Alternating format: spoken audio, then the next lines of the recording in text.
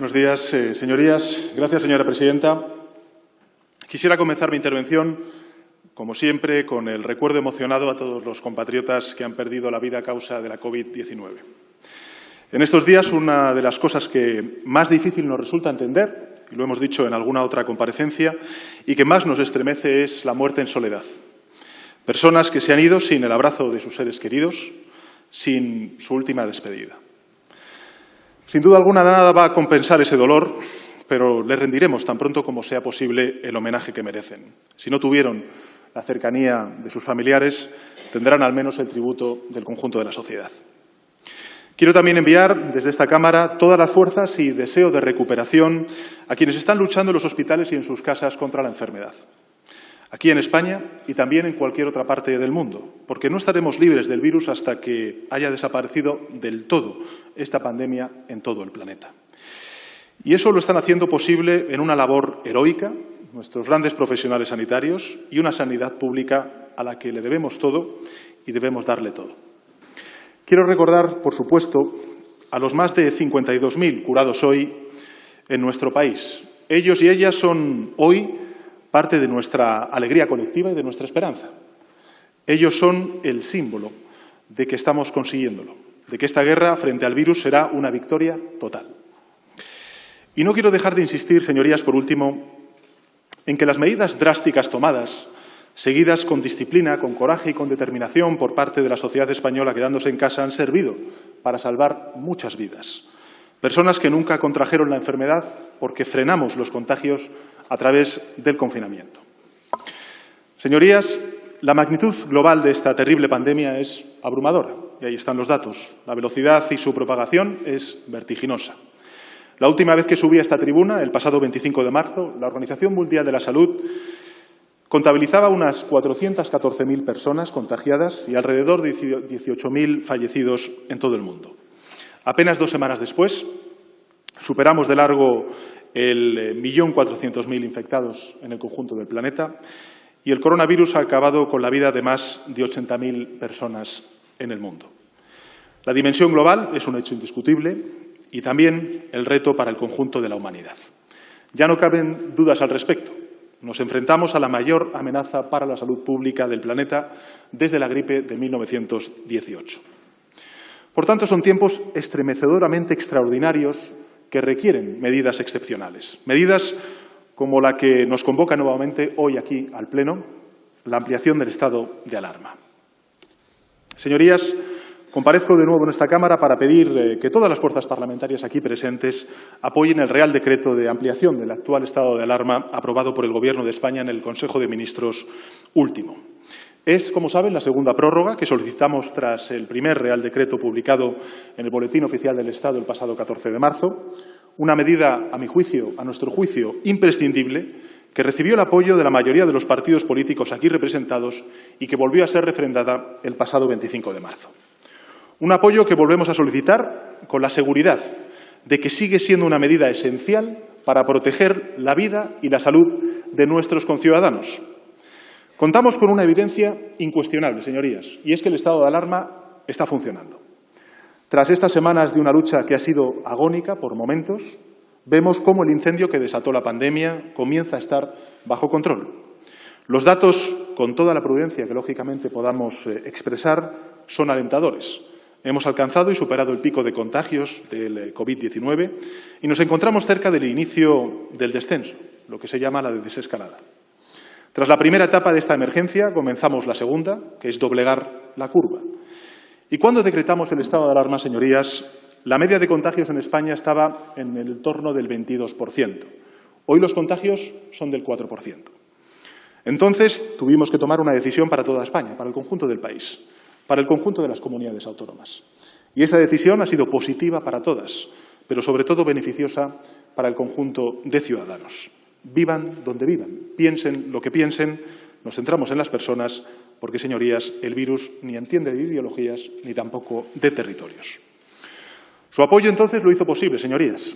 Lo ha hecho posible a trabajar de manera ejemplar todos los representantes y también las administraciones públicas de nuestro país, independientemente de su signo político. Y por encima de todo lo ha hecho posible el excepcional sentido de comunidad del conjunto de la sociedad española, que asumió el liderazgo de los expertos y de las autoridades sanitarias y acató sus instrucciones y recomendaciones con responsabilidad y también con disciplina social. Todos somos conscientes del enorme sacrificio que esta segunda prórroga supondrá para una ciudadanía que, lógicamente, se resiente ya del esfuerzo librado a lo largo de este último mes. Pero también sabemos que es imprescindible consolidar lo que con tanto dolor y sufrimiento hemos conseguido en este plazo. Y eso es algo que solo conseguiremos si mantenemos el estado de alarma hasta que los científicos así lo consideren. Por tanto, nuestra prioridad ahora es no desandar el camino, no volver bajo ningún concepto al punto de partida, no bajar la guardia. Empezamos a ver el final de este largo camino que nos conducirá de nuevo a una nueva normalidad. Y tenemos que hacer este nuevo esfuerzo para salir de ese túnel. Señorías, como ya sabemos, España ha alcanzado el pico de máxima tensión de esta emergencia y desde hace unos días hemos comenzado a doblegar la curva de contagios. Si el ascenso ha sido duro, no será menos duro el descenso, que encierra además peligros nuevos que vamos a tener que sortear entre todos. El regreso habrá de ser progresivo, necesitaremos una adaptación antes de volver a la normalidad y ni siquiera podemos conocer con precisión todavía qué tipo de normalidad será la que recuperemos, porque posiblemente habrá muchos aspectos de nuestro sistema económico, de nuestro sistema social e incluso de nuestra forma de vivir que deberán ser reformulados para ser más fuertes ante una emergencia como la que sufrimos. Pero eso vendrá, señorías, después, aunque ya llevamos tiempo trabajando en ello. Dentro de poco tocará la llamada desescalada, una transición o regreso gradual que tiene dos objetivos a nuestro juicio. El primero de ellos es seguir protegiendo a la ciudadanía no inmunizada contra el virus, mientras, lógicamente, llegue la vacuna. Encauzar el regreso progresivo, en segundo lugar, hacia la reconstrucción de lo que hemos llamado el plano económico y social. El impacto de esta crisis en nuestro sistema económico, señorías, se está traduciendo, entre otras cuestiones, en pérdida de empleo y destrucción también de nuestro tejido productivo. La reconstrucción completa es una fase futura que solo podrá comenzar cuando estemos a salvo del todo. Pero para llegar a ella debemos planificar en paralelo la fase segunda, es decir, la fase de desescalada. Como ya he enunciado, el Gobierno de España está preparando un plan para que esta fase pueda desarrollarse con eficacia.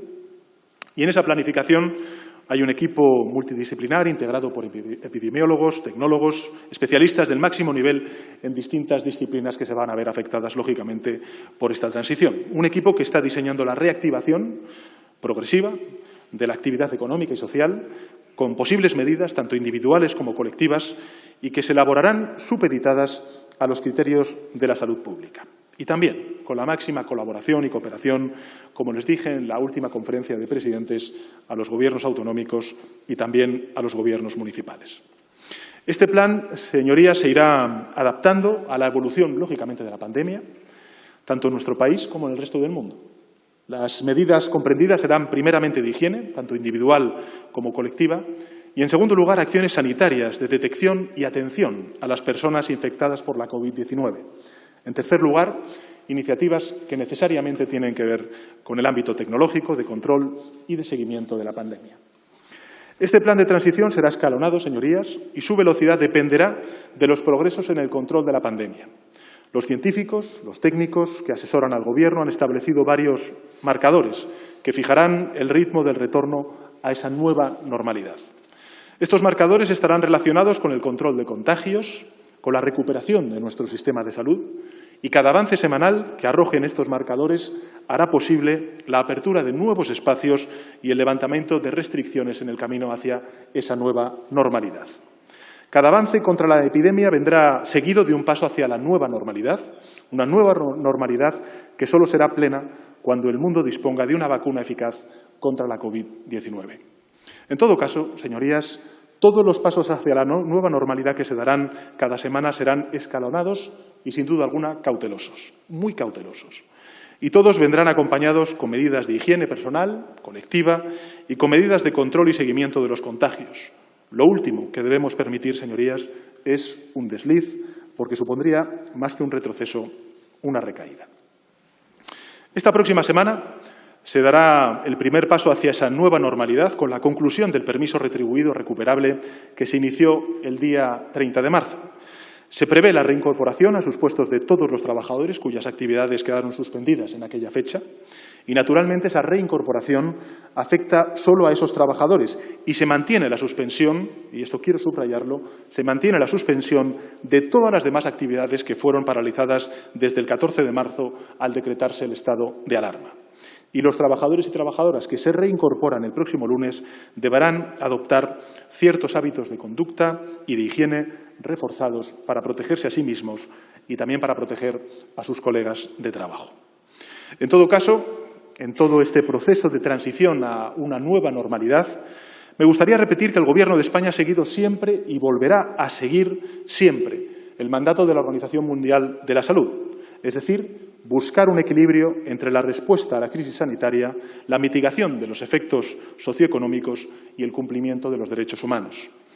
Y es que debemos ser conscientes de que el estado de alarma que hoy solicitamos prorrogar lleva aparejada la restricción proporcionada y necesaria para, al fin y al cabo, recuperar esas libertades hacia las cuales también los ciudadanos tienen todo el derecho. Por eso es fundamental no olvidarnos de nuestra obligación como representantes públicos de ser exquisitos en la protección de las garantías legales. La salud pública, pero también la salud de nuestra democracia, nos va en ello.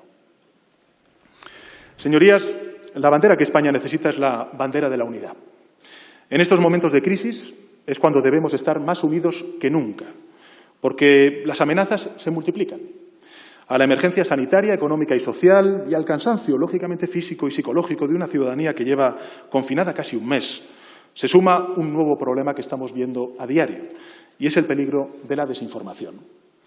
La Policía Nacional nos advirtió hace unos días de la aparición de 1,5 millones de cuentas en redes sociales relacionadas con la COVID-19, cuya única función es difundir noticias falsas para manipular a la opinión pública. Repito, 1.500.000 perfiles destinados a propagar bulos y fake news. Que se mienta con un tema tan delicado como la enfermedad en tiempos de incertidumbre social es también un problema de salud pública y, de nuevo, es un problema fundamentalmente de salud democrática. En este sentido, quiero apelar una vez más a la responsabilidad colectiva de todas las fuerzas políticas que representamos al conjunto de la soberanía popular en esta Cámara. No son tiempos para discusiones estériles que nos distraigan de la única batalla que importa, que es vencer al virus, para poder comenzar cuanto antes la reconstrucción económica y social de nuestro país. Debemos concentrarnos en seguir aplicando las medidas derivadas del estado de alarma, cuya ampliación sometemos hoy a su votación, medidas que dan continuidad a todos los esfuerzos que ya hemos realizado y que quisiera recapitular. Anunciamos la movilización de hasta 200.000 millones de euros para proteger y asegurar a las familias, a los trabajadores y trabajadoras, a la economía social, a los autónomos, a las empresas de nuestro país. Y hasta el momento el impacto estimado de las principales medidas aprobadas es de 128.828 millones de euros. Repito, 128.288 millones de euros, de los cuales más de 4.600 millones de euros se destinan a cuestiones sanitarias, más de 119.000 millones de euros a medidas económicas, más de 3.400 millones de euros a medidas laborales y más de 1.100 millones de euros a medidas sociales. Esto supone, señorías, la mayor movilización de recursos públicos de toda nuestra historia democrática. Y para comenzar por las medidas sanitarias, estas lo que pretenden, lo hemos compartido en alguna otra ocasión en esta tribuna, en primer lugar, garantizar la liquidez del sistema de sanidad para ampliar la capacidad de nuestro sistema. En segundo lugar, reforzar la investigación, la ciencia, para encontrar cuanto antes la cura. En tercer lugar, reforzar y proteger las residencias de mayores que se han revelado como un punto crítico en esta crisis. Nuestros padres, nuestras madres, nuestros abuelos son los más amenazados y no pueden ni deben sentirse los más indefensos. Reforzar, en cuarto lugar, también las medidas educativas para que se mantengan las actividades a través de modalidades online, a distancia, evitar, en definitiva, las desigualdades en la educación por el cierre de escuelas y universidades. Y, en quinto lugar, aumentar las medidas de aislamiento y, con ello, las de movilidad para impedir los contagios. En segundo lugar, las medidas sociales respaldadas con 1.100 millones de euros pretenden Primero, aplicar y ampliar la moratoria de la deuda hipotecaria, la renovación automática de los contratos de alquiler, articular microcréditos para el pago de hasta 6 meses de alquiler a través del ICO para los inquilinos en situación desfavorable, aplicar la moratoria en el pago a la renta para aquellos arrendatarios en situación de vulnerabilidad, prohibir, en quinto lugar, la suspensión de los suministros básicos y garantizar el abastecimiento alimentario. En sexto lugar, ampliar el bono social eléctrico a los autónomos y permitirles que suspender las facturas de electricidad y gas y abonarlas durante los 6 meses posteriores sea una realidad a la finalización del estado de alarma. En séptimo lugar, garantizar el transporte mínimo imprescindible. Garantizar también la protección de las víctimas de la violencia de género que en estos días sufren la doble amenaza a la cual hemos hecho referencia en anteriores debates, como es el propio virus y la convivencia forzada con sus maltratadores. En noveno lugar, monitorizar los precios del consumo para que los precios del mercado sigan siendo justos en materiales que ahora mismo son esenciales para el conjunto de la ciudadanía. Mantener también la atención en el ámbito legal y prohibir el incremento de los precios de los servicios funerarios.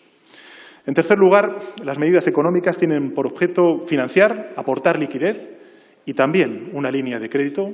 Además, ha quedado aplazado el pago de impuestos hasta un máximo de 30.000 euros para pymes, para trabajadores y trabajadoras autónomos, durante un periodo de 6 meses, con 3 meses de carencia en el pago de intereses.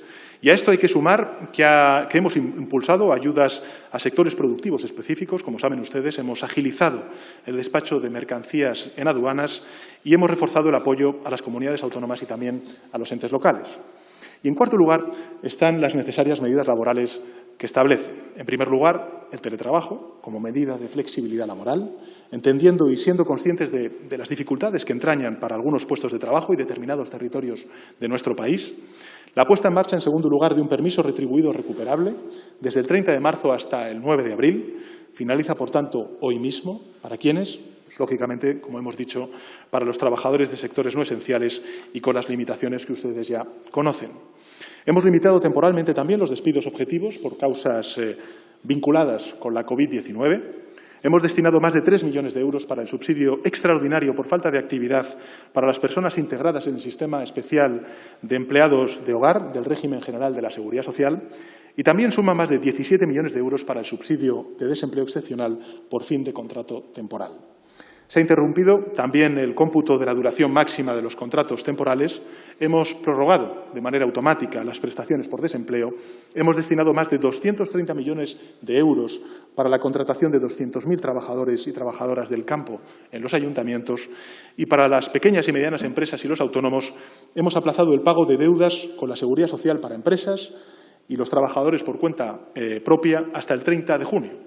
Hemos puesto en marcha la moratoria de las cotizaciones a la Seguridad Social de 6 meses y la prestación extraordinaria por cese de actividad de los trabajadores autónomos.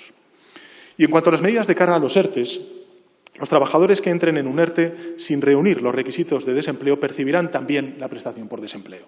Y las pymes, con menos de 50 trabajadores que entren en este proceso de ERTEs, estarán exentas de abonar las cotizaciones empresariales. De cara a los empleados públicos, se coordina el calendario autonómico de las ofertas de empleo público para cuerpos docentes, que suponen 27.000 plazas. Se permite que los empleados públicos puedan realizar tareas distintas a las del puesto de trabajo y apoyar voluntariamente aquellas áreas que requieren un refuerzo como consecuencia de la COVID-19. Se prorrogan los contratos de ayudantes, de profesores ayudantes doctores, de profesores asociados y profesores visitantes, así como los contratos de personal investigador. Y, por último, hemos impulsado medidas especiales para los sectores esenciales, como la apertura de determinados establecimientos hoteleros y el acceso de transportistas a determinados servicios y manutención en zonas de servicio. Señorías, paso a resumir, aunque sea brevemente, el impacto de estas medidas en la sociedad española.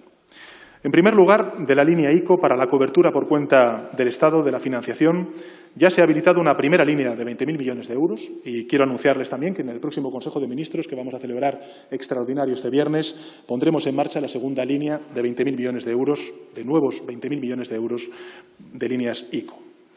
Las estimaciones del Gobierno apuntan a que se podrían beneficiar más de 1.300.000 autónomos y empresas que podrán así afrontar sus obligaciones y garantizar con ello la continuidad de su actividad una vez terminen las dificultades derivadas de esta crisis sanitaria. Además, la ampliación del límite de endeudamiento del ICO, con el fin de aumentar las líneas de financiación a empresas, a autónomos, para facilitarles esa liquidez adicional que tanto reclaman, dotado con 10.000 millones de euros, beneficiaría, en este caso, a otras 130.000 empresas y trabajadores autónomos. Desde el Gobierno de España queremos que todas aquellas actividades que son perfectamente viables, pero que están teniendo dificultades transitorias, y subrayo lo de transitorias, como consecuencia de la crisis sanitaria de la COVID-19 y del estado de alarma, puedan superar este bache, que es temporal, y puedan continuar con su actividad. En cuanto a los trabajadores autónomos, más de 588.000 autónomos ya han solicitado la prestación extraordinaria por cese de actividad o por una reducción, como saben ustedes, de al menos el 75% de la facturación respecto a la media del semestre anterior. Según las previsiones del Gobierno, llegarán al millón los que finalmente se beneficiarán de esta medida. En cuanto al subsidio extraordinario por la falta de actividad para empleadas y empleados del hogar, un colectivo que representa, como saben ustedes, a casi 400.000 personas, en su mayoría mujeres, también se van a ver beneficiadas por esta ayuda. Y con respecto a la medida de protección hacia los trabajadores y trabajadoras afectados directamente por la COVID-19, ya se han acogido más de 300.000 trabajadores y trabajadoras que se ven obligados a guardar la cuarentena por el riesgo a contagiar a sus colegas de trabajo. En materia de vivienda, hasta 1.200.000 inquilinos podrían beneficiarse de las medidas aplazando el pago de rentas en caso de dificultades económicas derivadas por la crisis de la COVID-19. En materia de agricultura y para asegurar la cadena alimentaria y el abastecimiento afrontando las necesidades de fuerza de trabajo en la temporada de recolección, el Gobierno va a financiar con 236 millones de euros la contratación, como he dicho antes, de 200.000 trabajadores y trabajadoras por parte de los ayuntamientos. Vamos a flexibilizar también la contratación temporal de trabajadores, permitiendo la compatibilidad entre los ingresos por labores agrícolas y prestaciones públicas para incorporar entre 75.000 y 80.000 personas.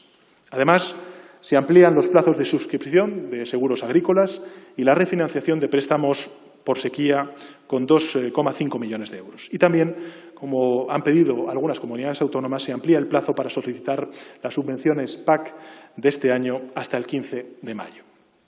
Por último, en relación con las medidas para garantizar el suministro de energía a consumidores devenidos vulnerables, se podrían beneficiar más de 1.250.000 familias. Entre estas medidas hemos procedido, además, a una prórroga del bono social eléctrico durante 6 meses, a la que se van a poder acoger más de 420.000 familias. Señorías, me gustaría insistir en la idea de que todas y cada una de estas medidas que ha tomado el Gobierno tienen una prioridad clara, fundamental, y es superar cuanto antes esta emergencia, reforzando nuestro sistema público, especialmente la sanidad pública, sin dejar a nadie atrás, protegiendo especialmente a los más vulnerables y a quienes sufren una mayor precarización. Señorías, a continuación paso también a informarles de las distintas órdenes, resoluciones e instrucciones que han dictado los 4 ministerios designados como autoridades delegadas competentes y que han sido publicadas en el BOE desde el pasado 25 de marzo, fecha en la que comparecí por última vez en esta Cámara. Por su parte, el ministro de Sanidad ha aprobado un total de 15 órdenes, entre las que podemos destacar la que establece las condiciones a la dispensación y administración de medicamentos en el ámbito del Sistema Nacional de Salud, con el fin de asegurar el abastecimiento, la que determina el levantamiento del confinamiento de los municipios de Igualada, de Vilanova del Camí, de Santa Margarida de Montviu y de Òdena, la que prohíbe los velatorios, pospone la celebración de ceremonias fúnebres hasta la finalización del estado de alarma y también limita la subida de precios de los servicios funerarios, la que autoriza el uso de bietanol en geles y soluciones hidroalcohólicas de desinfección de manos, así como la que agiliza el proceso de obtención de licencias para las empresas que se dedican a la fabricación, importación y agrupación o esterilización de productos sanitarios con el fin de garantizar el abastecimiento, y la que ordena a la Secretaría de Estado de Digitalización e Inteligencia Artificial que desarrolle urgentemente, entre otras herramientas de apoyo en la gestión de la crisis sanitaria de la COVID-19, una aplicación informática que permita la autoevaluación de los síntomas y la geolocalización del usuario a los solos efectos de verificar que se encuentra en la comunidad autónoma en la que declara estar. Por su parte, el ministro del Interior ha dictado 4 órdenes, una para prorrogar los controles en las fronteras interiores terrestres establecidos con motivo de la crisis sanitaria, otra para evitar dudas acerca de la inclusión de los vehículos destinados al desarrollo de determinadas actividades esenciales que no se mencionan de forma expresa en órdenes anteriores y facilitar, en consecuencia, la labor de las fuerzas y cuerpos de seguridad del Estado. Otra para prorrogar las licencias y habilitaciones de armas cuyo periodo de vigencia expire durante el estado de alarma y establecer que durante el primer semestre no se realicen los ejercicios de tiro para el mantenimiento de la aptitud en la conservación, manejo y el uso de las armas por los vigilantes de seguridad. Y la cuarta, para facilitar la matriculación y el cambio de titularidad de determinados vehículos. Por su parte, el ministro de Transportes, Movilidad y Agenda Urbana ha dictado 11 órdenes y 6 resoluciones. Y las más relevantes son las siguientes. En primer lugar, la orden que identifica los alojamientos turísticos que se deben considerar esenciales y, por tanto, han de permanecer abiertos. Las órdenes que prohíben los vuelos con Italia hasta la finalización del estado de alarma y prorrogan, en consecuencia, la prohibición de entrada de buques de pasaje procedentes de la República Italiana y de cruceros de cualquier origen. La orden que regula una segunda adquisición y distribución de mascarillas para su posterior distribución al personal que presta sus servicios en el sector del transporte, en áreas de riesgo. La orden que permite reducir la oferta de servicios de transporte de viajeros, con ocasión de la entrada en vigor del permiso retribuible o retribuido recuperable. Y las 2 resoluciones que provienen de la Dirección General de la Aviación Civil para garantizar el servicio de transporte aéreo en determinadas rutas de Canarias y de Palma de Mallorca e Ibiza. Y, por último, la ministra de Defensa ha dictado una orden para suspender temporalmente y con carácter excepcional toda restricción normativa a la impartición de docencia a distancia de las asignaturas que integran los diferentes currículos. Señorías, la acción del Gobierno no acaba, lógicamente, en nuestras fronteras. Uno de los grandes desafíos frente a los que esta pandemia nos ha puesto de frente tiene que ver con Europa, con la Unión Europea. ¿Saben cuál es la idea que siempre ha defendido el Gobierno de España en relación con Europa y de la exigencia de solidaridad que conlleva? Lo extraordinario de esta emergencia exige contundencia, medidas nuevas. De lo contrario, y lo digo además sin matices, nuestra Unión está en peligro. Necesitamos una solidaridad sin fisuras y una prueba fehaciente de que la cohesión que nos define como proyecto comunitario es algo más que una mera retórica. Como presidente del Gobierno de España, de un gobierno firmemente europeísta, porque la sociedad española es firmemente europeísta, es lo que exijo a la Unión Europea. Y tampoco en esto tenemos tiempo que perder. Es ahora o nunca. Tenemos ya sobre la mesa el programa temporal de compra de emergencia del Banco Central Europeo, inédito y que aplaudimos. Tenemos también un diseño de un fondo de reaseguro por desempleo, el llamado Plan Sur. Vamos a ver cuáles son los detalles de ese plan, pero necesitamos mucho más. No es suficiente. La reconstrucción de Europa como unión de países es tan importante como la unidad de acción en nuestro propio país. Necesitamos, en consecuencia, señorías, ser exigentes. Necesitamos medidas que respalden el endeudamiento público de muchos Estados, porque esta crisis no tiene culpables. Se trata de una emergencia global y, en consecuencia, de una emergencia europea. Europa tiene que enfrentarse a la COVID como se espera de ella. Tiene que actuar ahora frente a la enfermedad y tendrá que actuar después, movilizando todos los recursos que sean necesarios para hacer efectivo un nuevo Plan Marshall. Debemos aprender la lección. La austeridad tras la crisis del año 2008 solo ha traído fragilidad ante el desastre. Ni la austeridad ni los recortes son el camino. No queremos fragilidad, al contrario, queremos fuerza, acción, unidad y libertad para todos. Queremos, en definitiva, la reconstrucción y que esa reconstrucción se inicie por lo que ha sido más frágil desde la época de la austeridad en el año 2008, que es lo público, nuestro estado del bienestar.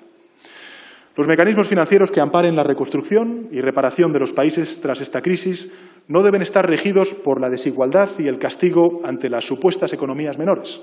Hoy luchamos todos, y lo subrayo, todos ante una misma emergencia, una emergencia sin precedentes. Mañana todos los países habrán de levantarse con el mismo espíritu y apoyo por parte de Europa. Los 27 países. Es ahora cuando Europa ha de ser más Europa que nunca. Es ahora cuando debemos hacerlo unidos, porque de lo contrario la Unión se habrá olvidado de los europeos y con ello, lógicamente, de los españoles. Y, señorías, en esta tarea también les pido su contribución. Todos ustedes tienen voz en Europa a través de sus respectivos partidos hermanos y sus respectivos grupos parlamentarios europeos. Les pido humildemente que la hagan oír. Háganse oír. Les invito a que defiendan España y defiendan Europa. Les emplazo a que hagan ver a sus correligionarios que esta pandemia no tiene distinción entre el norte y el sur, como no distingue tampoco entre gobiernos de izquierdas o de derechas. Es la catástrofe más feroz que ha soportado la humanidad en 3/4 de siglo y Europa no puede mirar hacia otro lado. Los partidos españoles integran partidos europeos y esos partidos europeos tienen voz y tienen influencia en gobiernos nacionales y también en el Parlamento Europeo. Les pido, en consecuencia, que la ejerzan en favor de España y en favor de la Unión Europea. Este es el momento de la unidad de acción, también por parte de esta Cámara, a nivel europeo.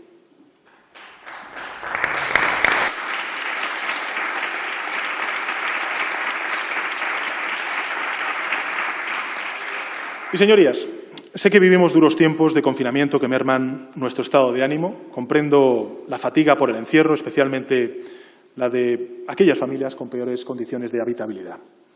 Entiendo la preocupación por el futuro, especialmente la de nuestros compatriotas en situaciones de más vulnerabilidad. Pero quiero transmitir dos ideas que me parecen fundamentales en este momento tan crítico. La primera es que nadie será abandonado a su suerte. El esfuerzo colectivo velará porque la estela de víctimas civiles no se vea seguida de una masa de víctimas sociales. Y la segunda es que solo la resistencia, la disciplina social y la ciencia nos permitirán superar este durísimo trance. La COVID-19, como saben ustedes, señorías, ha abierto en todo el mundo una triple crisis. Lo hemos dicho en muchas ocasiones. Se dice reiteradamente por parte de todos ustedes en sus distintas comparecencias públicas. Hay una crisis sanitaria, hay una crisis económica y hay una crisis social. Desde Alemania hasta China, desde Estados Unidos hasta Francia, desde Italia a Japón o Gran Bretaña. Cada día que pasa, el conjunto de naciones es consciente que no era un hecho aislado de una o dos naciones, sino que es, como ha dicho la OMS, una pandemia global. Se trata, en consecuencia, de una emergencia global. Pero, señorías, únicamente en España, al menos entre los grandes países, el virus ha abierto una cuarta crisis, que es la crisis política. Y no lo digo yo, lo constatan cabeceras prestigiosas como, por ejemplo, el Financial Times a lo largo de esta última semana. En un artículo reciente, este diario económico se extrañaba de que mientras en todos los países la pandemia ha servido para minimizar las rivalidades políticas, en España está sirviendo para enconar la confrontación política. Esta semana, por ejemplo, escuchábamos al líder de Portugal, conservador, en la oposición, hacer un discurso emotivo, deseándole suerte y acierto al primer ministro António Costa, porque su suerte y su acierto, decía el líder de la oposición, serían los de todo Portugal.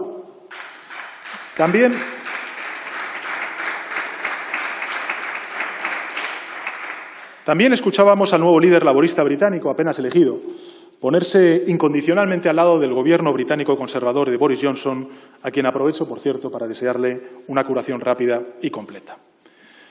Mientras nuestros sanitarios combaten en primera línea, señorías, mientras nuestros agentes y militares se emplean a fondo, mientras nuestros agricultores, el personal dependiente de las pequeñas y grandes superficies nos alimentan, mientras nuestras familias se aíslan para protegerse, yo creo que debemos estar unidos como lo están ellos y ellas. Nadie entiende que esto no sea así. Somos, antes que nosotros, los representantes de todos los españoles. Piensen lo que piensen. Por eso les pido humildemente unidad y lealtad. Fíjense, el director regional de Europa de la Organización Mundial de la Salud, Hans Kluge, concluyó la semana pasada la misión encargada por dicha organización para analizar la situación en nuestro país en términos de respuesta a la COVID-19. Para que no quepa lugar a interpretaciones, cito textualmente sus palabras después de terminar esa misión. Dijo él: estoy profundamente impresionado con el heroísmo de los profesionales que están en la línea del frente, con la solidaridad del conjunto del pueblo español y con la inspiradora capacidad de resolución del Gobierno. Y continuaba el director regional de la OMS en Europa: siento un optimismo prudente como resultado de las medidas audaces, los enfoques innovadores y las decisiones valientes del ministro de Sanidad, Salvador Illa. El director mundial de la Organización Mundial de la Salud reiteró esas palabras Y, por tanto, señorías, no pido que suscriban estas palabras la oposición, solo pido humildemente unidad y lealtad. Es evidente que el mundo, que Europa, pues todos hemos llegado tarde, que todo Occidente ha llegado tarde y que España no es una excepción. Pero si España destaca en algo, sería por 4 motivos que me gustaría compartir con todos ustedes. En primer lugar, España es el país que primero tomó medidas de confinamiento en todo Occidente. El primero. Lo hicimos con solo 120 fallecidos, muy por delante de los demás países. En segundo lugar, España es uno de los países que mayor número de pruebas por habitante está realizando y creciendo. 20.000 al día de promedio. En tercer lugar, España es el país de Occidente que más lejos ha ido en las medidas de confinamiento, porque lo que anunciamos, señorías, lo ejecutamos. Y, por último, España es el país que facilita más información, el único que notifica todos los positivos, no solo los hospitalizados, todos los positivos, todos los fallecidos diagnosticados, todos los ingresos en la UCI y todas las altas. Toda Europa, señorías, llegó tarde, pero España actuó antes. No les pido que lo suscriban. Lo único que pido a la oposición es unidad y lealtad.